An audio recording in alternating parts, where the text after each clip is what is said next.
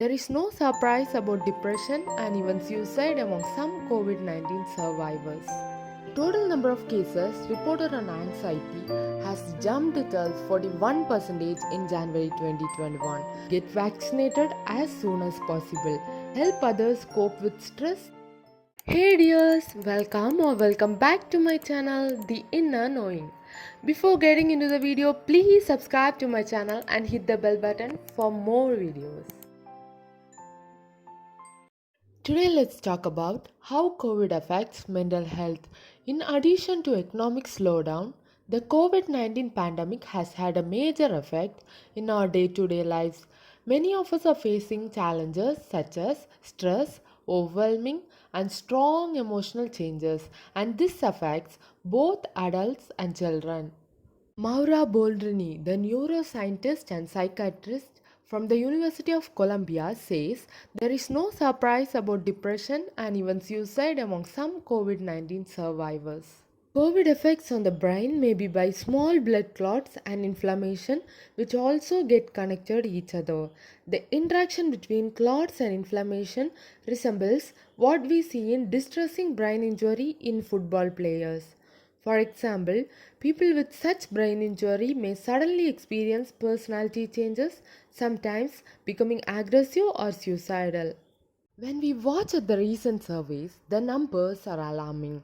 The total number of cases reported on anxiety has jumped to 41% in January 2021, which was far below in 2019. The increase is 30%, which is a steep increase in a year span. This bar graph explains the affected percentage in age group wise. The most affected age group is from 18 till 24.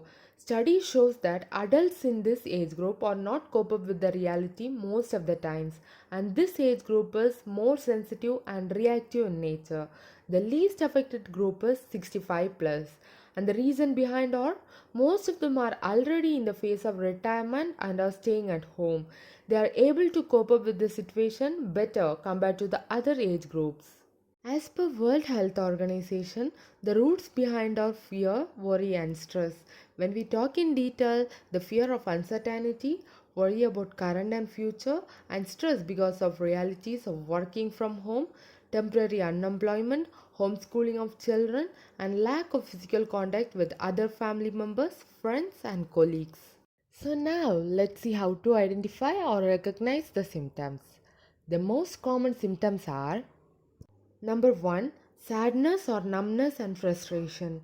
The feeling of no interest or the feeling of laziness or lethargic. Number 2, confusion and not able to make decisions. Pouring thoughts in mind which creates misinterpretations. Number 3, distractions. Feeling difficulty to concentrate, switching thoughts from one to other continuously. Number 4, suffering with sleepless nights or nightmares, not getting enough sleep even at night time, which will worsen the situation. Number 5, physical symptoms such as headaches and body pain, unreasonable sudden pain in body parts which stays long.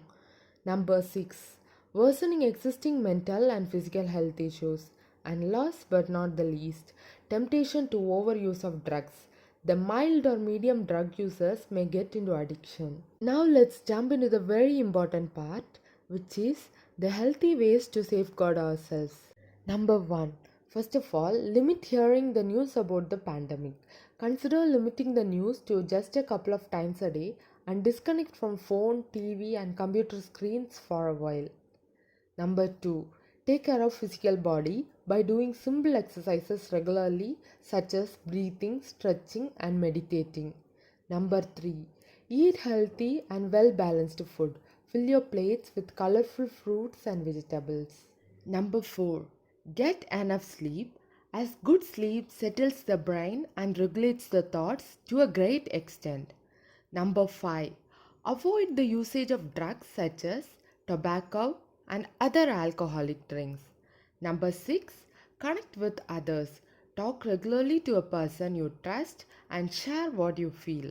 And if you're still struggling to cope, there are many ways to get help.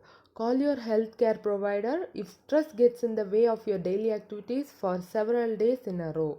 During times of extreme stress, people may have thoughts of suicide.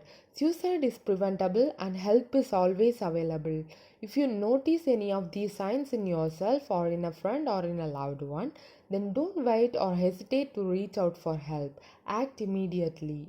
And finally, be watchful and get vaccinated as soon as possible.